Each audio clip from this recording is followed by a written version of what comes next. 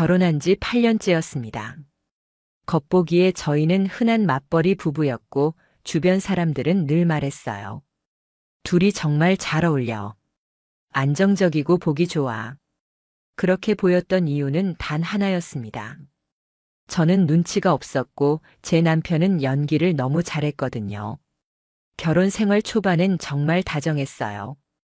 퇴근하고 같이 장도 보고 주말마다 가까운 데라도 드라이브 다녔고 가끔 싸워도 금방 풀리는 그런 평범하고 소소한 행복이 있었죠. 하지만 이상한 낌새는 1년 전부터 시작됐어요. 그때부터 남편이 출장이라는 명목으로 매달 지방을 다녀오겠다고 하더라고요.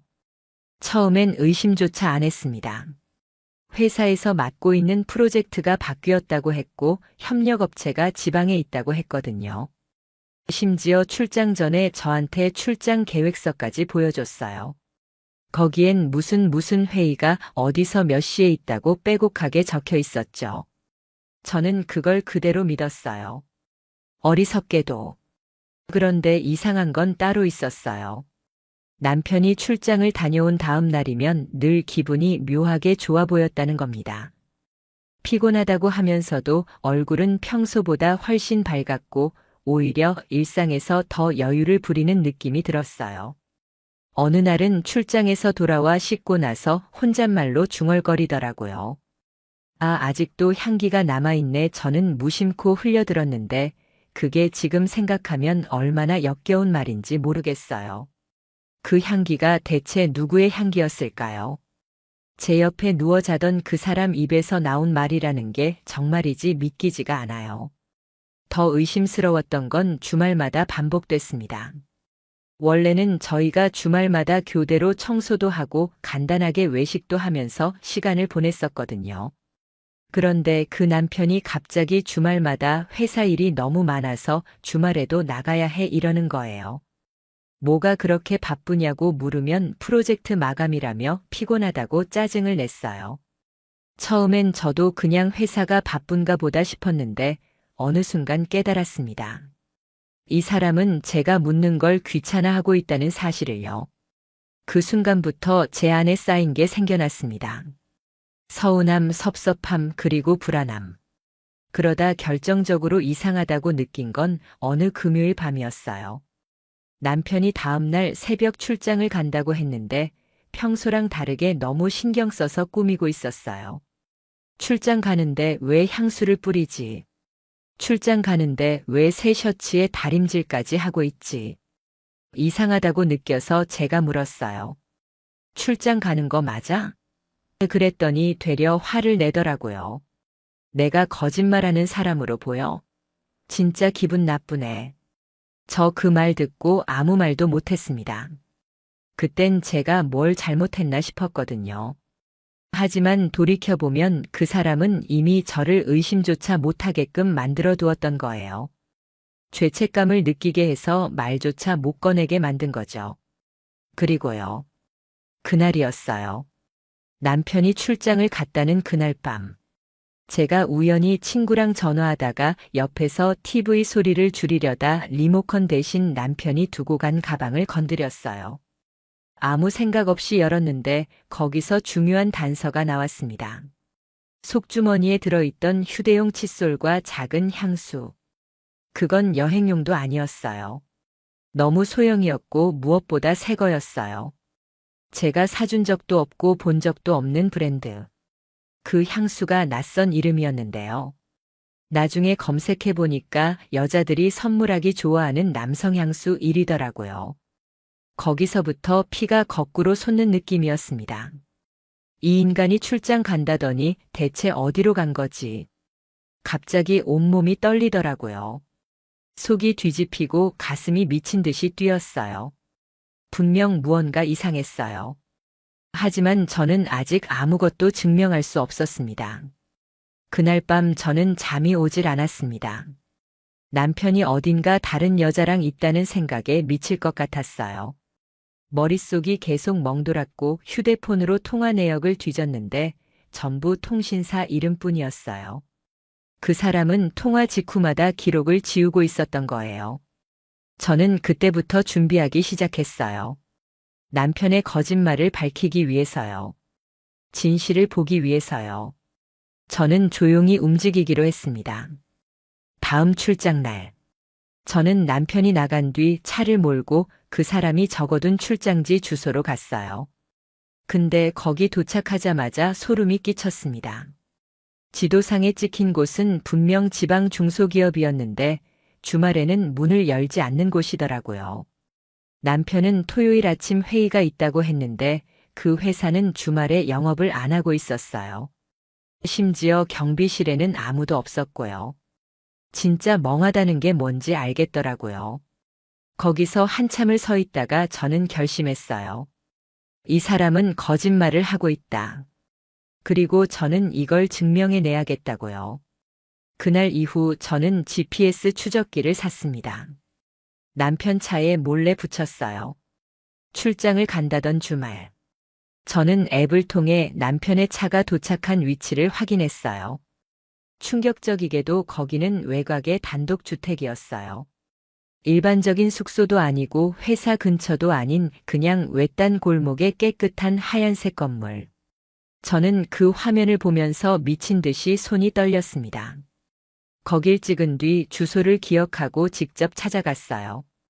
차를 멀찍이 세워두고 근처 카페에서 기다렸습니다. 몇 시간이 지나자 남편이 그 건물에서 나왔고 곧이어 어떤 여자가 함께 나왔어요.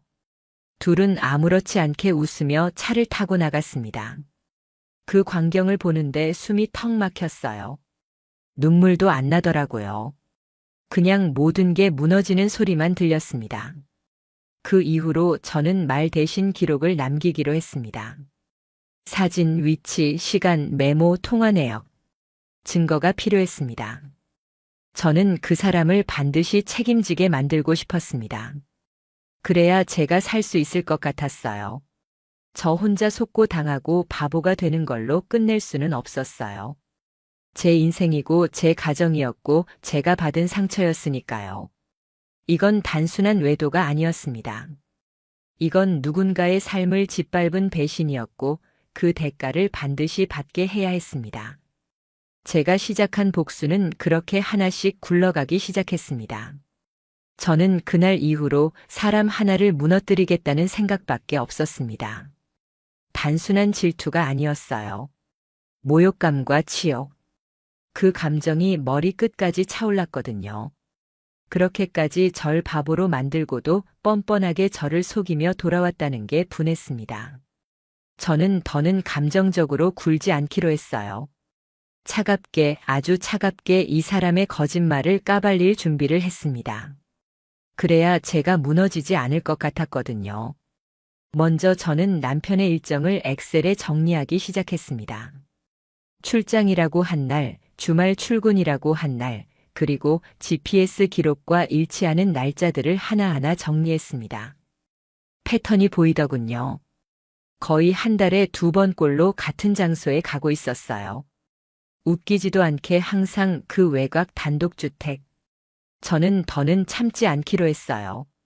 결국 그 여자가 누군지 알아야 이 전쟁에서 승산이 있다고 생각했거든요. 그 다음 제가 한 일은 그 집 근처의 CCTV를 뒤지는 거였습니다. 다행히 인근 골목에 사설 CCTV가 설치되어 있었어요. 저는 그 집 앞 도로에서 조금 떨어진 가게를 찾아가 사정을 했습니다. 다행히 사장님이 흔쾌히 협조해 주셨어요. 며칠 뒤 영상을 확인하는데 두 사람이 너무나 태연하게 손을 잡고 집 안으로 들어가는 장면이 포착됐습니다. 그걸 보는 순간 가슴이 미어졌어요. 남편은 저에게 따뜻한 말 한마디 안 해줬는데 저 여자에겐 손을 잡고 웃고 있더라고요. 제가 도대체 뭘 그렇게 잘못했는지 분노가 치밀었어요.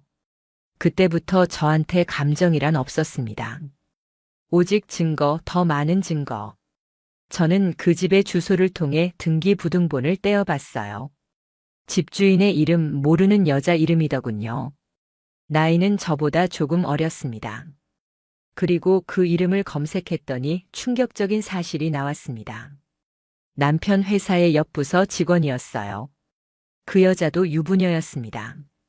진짜 미치는 줄 알았습니다. 남편과 같은 회사였다는 사실도 유부녀라는 것도. 이게 말이 되는 상황인가요?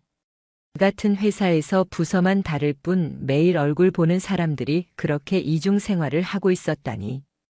그 배신감과 기막힘에 머리가 터질 것 같았어요.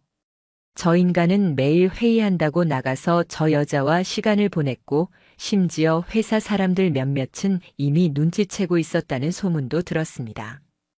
이런 막장도 없는 거죠. 저는 더는 못 참겠더라고요. 그 다음 제가 한 건 변호사를 찾는 일이었어요. 저는 주변에서 믿을 만한 이혼 전문 변호사를 소개받았습니다. 그 자리에서 모든 자료를 보여줬더니 변호사가 딱 한마디 하더군요. 이 정도면 충분히 상간소송 가능하고 양육권도 무조건 유리합니다. 그 말 듣고 진짜 온몸에 소름이 돋았어요. 이게 현실이구나.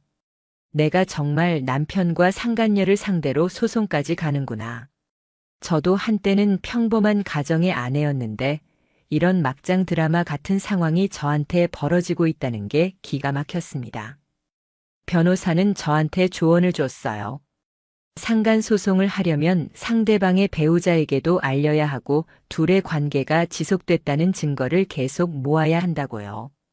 그래서 저는 더 철저하게 준비했습니다. 클라우드에 백업된 사진, GPS 위치 기록, CCTV 영상 캡처, 그리고 주변 가게에서 찍어준 사진까지. 특히 제가 직접 찍은 그날의 사진, 둘이 손잡고 집을 나서는 모습. 그건 정말이지 확실한 증거였어요. 그리고 상간녀의 남편에게도 알렸습니다. 그 사람은 처음엔 믿지 않더라고요. 이해합니다. 누가 자기 아내가 불륜을 저지르고 있다고 쉽게 믿겠어요. 하지만 제가 모은 증거를 하나씩 보여주니 그 사람 표정이 일그러지더라고요. 심지어 상간녀는 저희 남편과 호텔 예약 내역도 있었더군요. 그 사람도 저한테 감사하다고 했어요. 차라리 알려줘서 고맙다고. 그제야 저는 조금 숨통이 트였습니다. 이건 나 혼자 미쳐 돌아가는 상황이 아니구나. 누군가는 함께 분노하고 있다는 게 조금은 위로가 됐습니다. 저는 남편을 바로 대면하지 않았습니다. 대신 조용히 아주 철저하게 소송을 준비했습니다.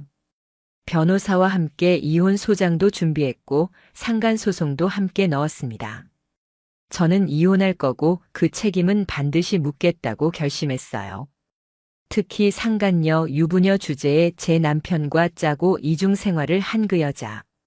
절대 용서할 수 없었어요. 그러던 어느 날이었어요. 남편이 출장이라고 나갔던 그날. 저는 변호사와 함께 법원에 소송 서류를 접수하고 돌아오는 길이었죠. 그런데 남편이 집에 와 있더라고요. 저를 보자마자 왜 이렇게 일찍 왔냐고 묻는데 그 목소리가 진짜 역겹더라고요. 그날은 아무 말도 하지 않았습니다. 대신 저는 조용히 그의 가방 안을 또 한 번 뒤졌어요. 역시나 낯선 호텔 영수증이 있었어요. 그걸 보는 순간 저도 모르게 웃음이 나오더라고요.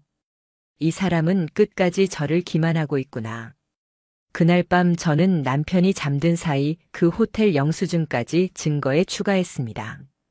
결국 소송장을 받은 남편이 저한테 묻더군요. 이게 뭐야? 당신 진심이야? 그때 제가 차갑게 말했습니다. 너는 끝났어. 이건 진심이고 현실이야. 그 말에 남편 얼굴이 사색이 되더군요. 변명조차 못했습니다.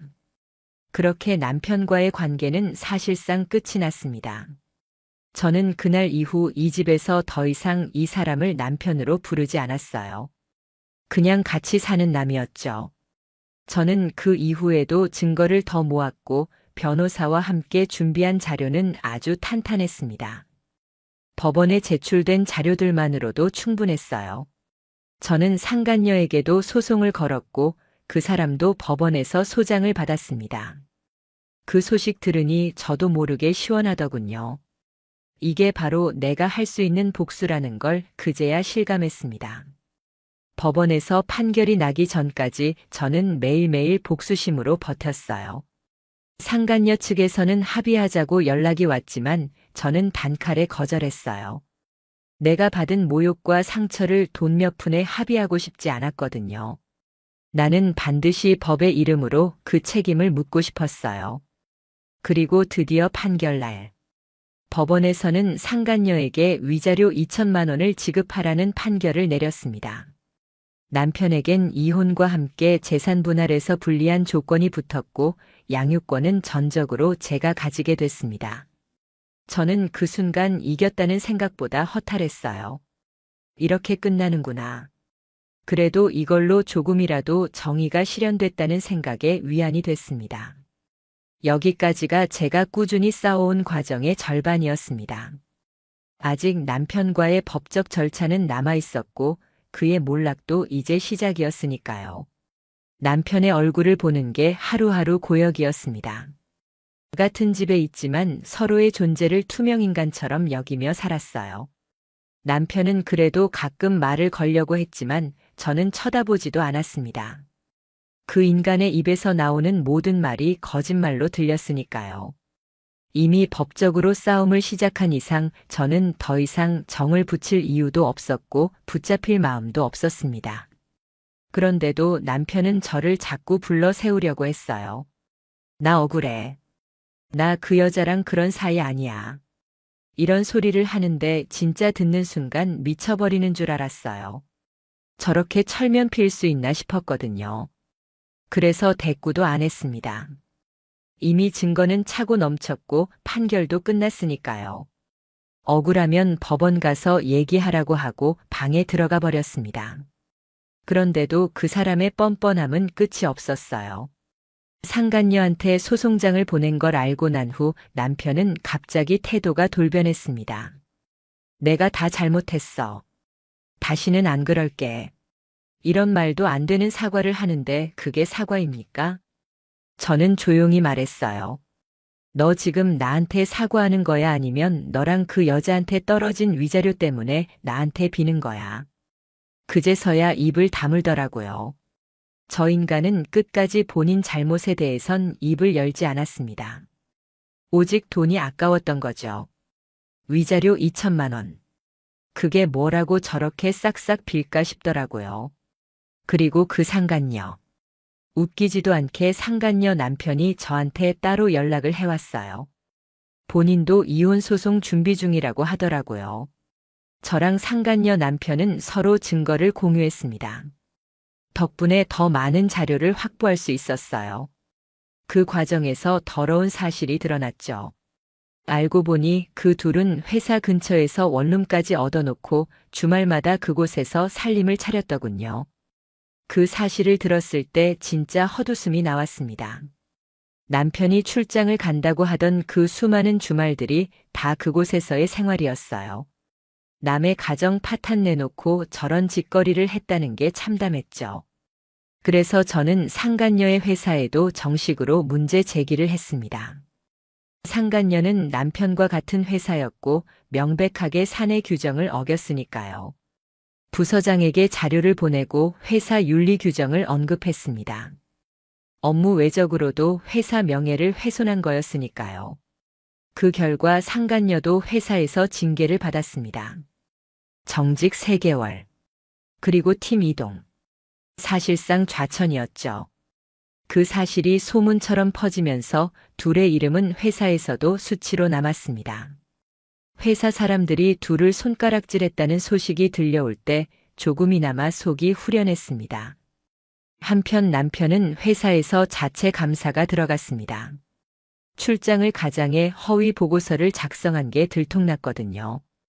출장이랍시고 적어낸 계획서가 죄다 거짓이었으니 그럴 수밖에 없었죠. 결국 남편도 회사에서 중징계를 받았습니다. 직급 강등의 연봉 삭감. 그 인간이 얼마나 자존심 상했는지 집에 와서 신경질을 부리는데 진짜 웃기더라고요. 그럴 때마다 저는 차갑게 말했어요. 네가 만든 결과야. 억울하면 그 여자한테 따져. 그러면 입을 꾹 다물고 방으로 들어갔죠. 이쯤 되니 남편도 포기했는지 더 이상 말을 안 붙이더라고요. 저도 그걸로 충분했습니다. 그런데도 마음 한켠은 여전히 불편했습니다. 아이가 있었거든요. 아이 앞에서는 이혼 준비 중이라는 걸 말하지 않았지만 아이도 느끼더라고요.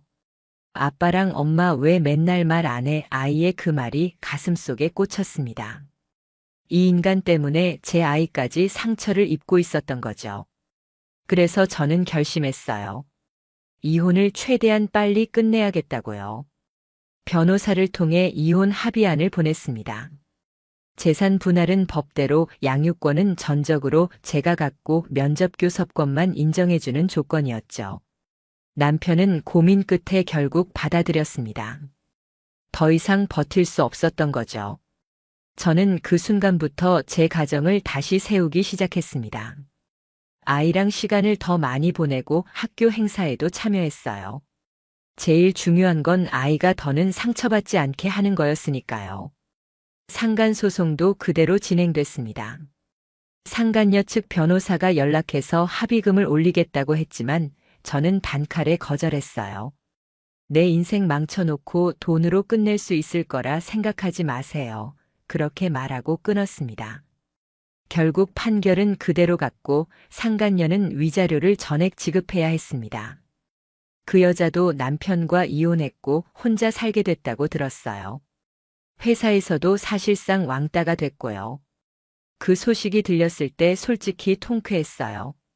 나 하나 바보 만든 대가가 그 정도면 싼 거였죠. 남편도 결국 집을 나갔습니다. 짐을 싸서 나가면서 마지막까지 한마디 하더라고요. 정말 이렇게까지 해야 했어? 그 소리가 진짜 웃기더라고요. 저는 대답했죠. 너는 이 정도도 안 당하고 살 자격 없어. 그렇게 보내고 나니 비로소 숨통이 트이더군요. 아이에게는 아빠가 따로 살게 됐다고 말했습니다. 아이는 울지도 않고 고개만 끄덕였어요. 마음이 아팠지만 그래도 이게 최선이었죠. 이혼 판결도 최종 확정됐습니다. 양육권도 제가 갖게 됐고 남편과 상간녀는 각자의 자리에서 무너졌죠.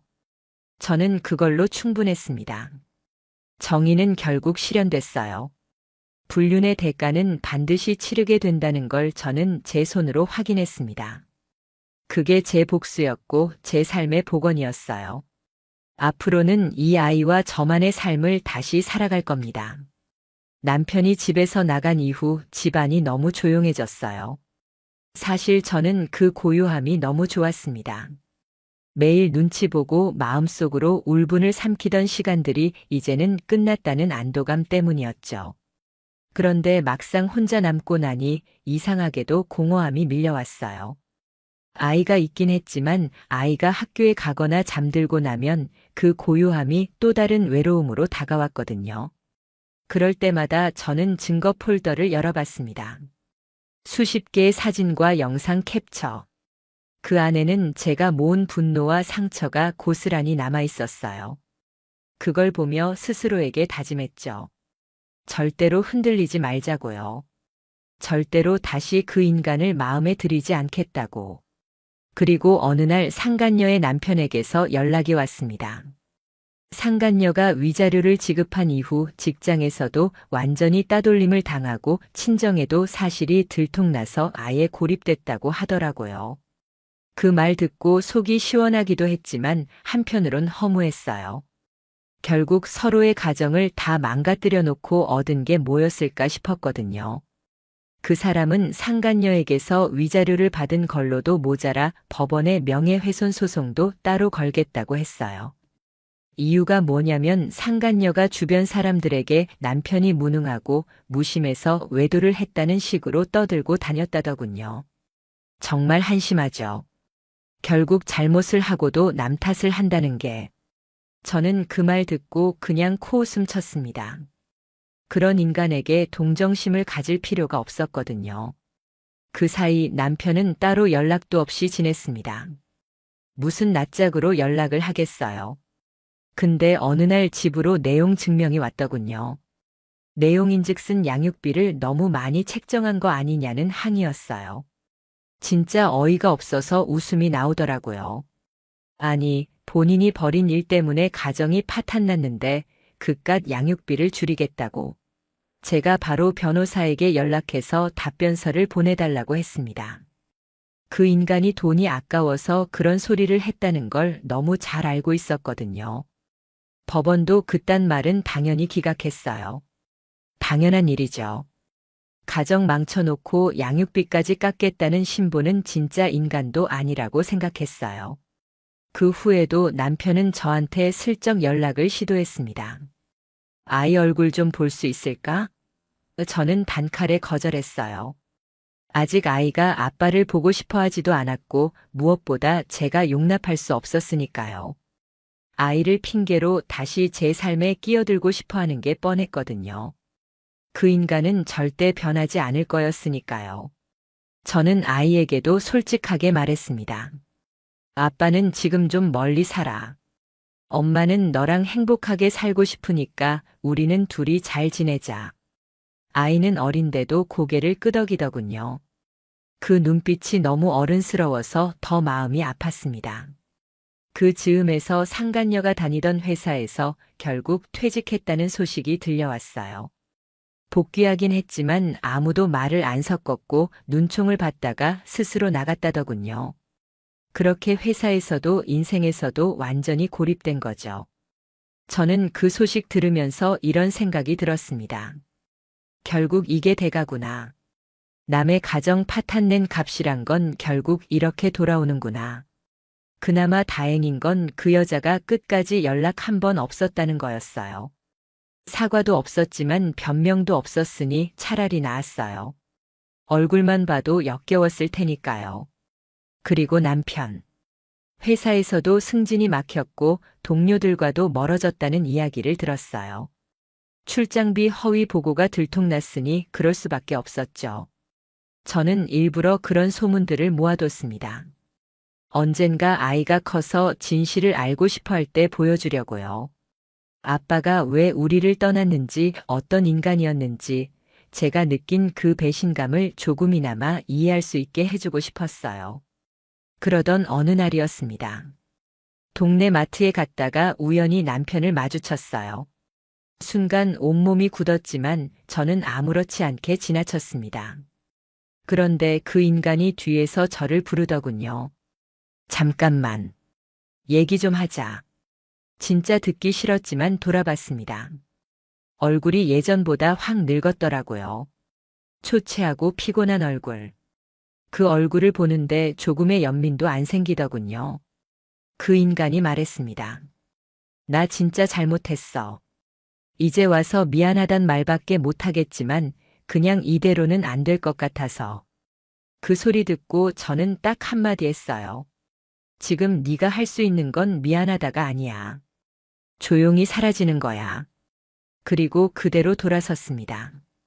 그 인간의 표정이 사색이 됐지만 신경 안 썼어요. 그 사람이 아무리 후회한들 제 상처가 없어지겠어요. 그저 스스로의 죗값을 온몸으로 치르며 사는 게 답이었죠. 그 후로는 연락도 없었습니다. 저는 더 집중해서 제 삶을 챙겼습니다. 아이 학원도 데려다주고 학교 상담도 직접 갔어요. 아이가 학교에서 그림 그리기를 좋아한다는 걸 알고 미술 학원도 알아봤습니다. 매일매일 아이와 보내는 시간이 제 삶의 치유였어요. 저와 아이 둘이서도 충분히 행복할 수 있다는 걸 매일 느꼈거든요. 그 인간이 없는 게 오히려 평화였고 자유였습니다. 시간이 지나면서 저를 응원해주던 주변 친구들도 많이 생겼어요. 저의 이야기를 듣고 도와주고 싶다는 사람들이 많더군요. 덕분에 저는 다시 웃을 수 있게 됐어요. 남편과 상간녀. 둘 다 이제는 저에게 먼 과거의 인물들이 됐습니다. 그리고 법적으로도 저는 할 수 있는 모든 걸 했습니다. 상간 소송에서 받은 위자료는 아이의 교육비로 쓰기로 했어요. 그 돈은 피 같은 돈이었고 고통의 대가였으니까요. 하지만 저는 끝까지 방심하지 않았습니다. 혹시라도 남편이 다시 무슨 수작을 부릴까봐 법적으로 면접교섭권에 대한 조건을 다시 설정해 두었어요. 절대 아이를 혼자 만나지 못하게 했습니다. 그 인간은 이제 아버지의 자격도 없으니까요. 저는 그걸 확신했어요. 한번 배신한 사람은 절대 변하지 않는다는 걸. 그리고 그걸 제 아이가 반드시 알아야 한다는 것도요. 이쯤 되니 복수라는 단어가 무색할 만큼 저는 제 삶에 집중하게 됐습니다. 그리고 저는 깨달았어요. 진짜 복수는 그 인간들이 망가지는 걸 보는 게 아니라 제가 더 단단해지고 행복해지는 거라는 걸요. 저는 그걸 매일 실천하고 있습니다. 그렇게 시간이 흘렀어요. 처음에는 하루하루가 고통이었지만 어느 순간부터 저는 하루가 감사하고 소중하게 느껴지더군요. 그 인간과의 기억이 조금씩 희미해졌고 더 이상 분노로 밤을 지새우지도 않았어요. 오히려 이제는 그 인간이 얼마나 한심한 사람인지 차분하게 되짚을 수 있게 됐습니다. 그리고 그런 사람 때문에 제 삶을 망칠 이유가 없다는 것도 확실하게 깨달았죠. 상간녀는 그 후로도 소문이 자자했습니다. 직장을 옮기려 했지만 업계에 워낙 소문이 퍼져서 받아주는 곳이 없었다고 하더군요. 결국 비슷한 업계에서도 퇴출된 셈이었어요.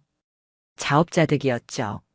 남의 가정을 망쳐놓고도 남의 눈치도 못 보고 평생을 숨어 살아야 하는 벌. 그게 그 여자가 받은 벌이었어요. 그리고 그 인간. 한때 잘 나가던 회사에서 허위 출장건이 누적되면서 결국 더는 승진도 없고 팀원들도 그 인간을 왕따시키기 시작했답니다. 결국 그 인간도 버티지 못하고 스스로 퇴사했다는 얘기를 들었어요.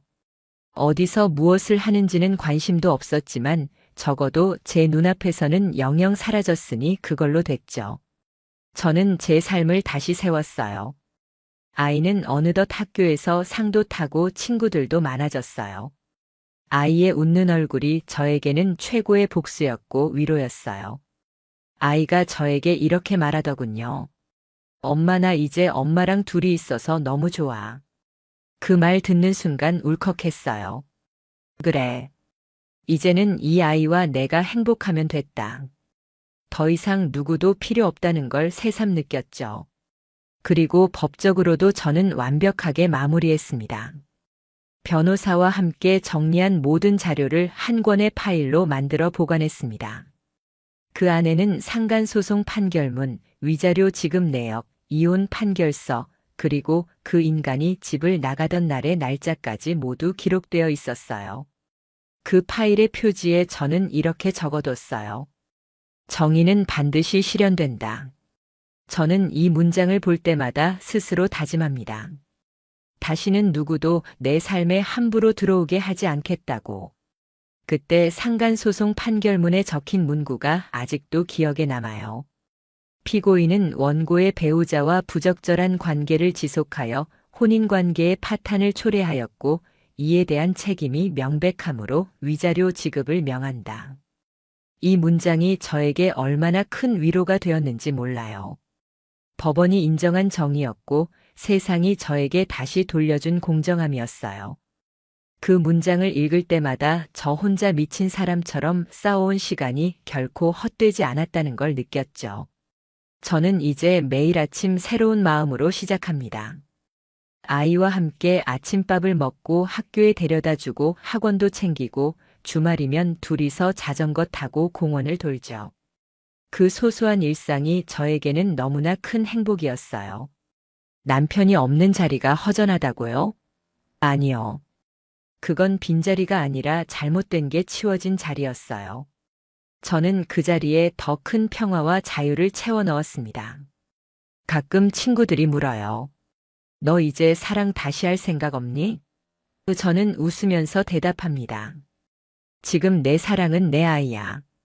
그리고 내 자신이지 다른 사람 아니야. 그 대답을 할 때마다 제 마음도 더 단단해졌어요. 사랑이 뭐 대단한 게 아니더라고요. 나를 지키고 아이를 지키는 게 진짜 사랑이었어요. 그런 걸 이제야 알게 됐습니다. 그리고 어느 날 법원에서 마지막 통지가 왔어요. 상간녀가 위자료를 모두 지급 완료했고 남편과의 이혼 판결도 확정됐다고요. 그 서류를 받는 순간 마음속에서 무언가가 완전히 끝났다는 느낌이 들었어요. 이젠 정말 끝났구나. 더 이상 돌아볼 것도 없고 생각할 필요도 없는 사람이 됐다는 걸 확신했죠. 그 이후로 저는 상간소송과 이혼 과정을 기록한 일기를 책처럼 정리했습니다. 처음엔 그냥 제 감정을 정리하려고 쓴 거였는데 나중에는 혹시라도 이런 일을 겪는 사람들이 본다면 조금이나마 도움이 될까 싶었거든요.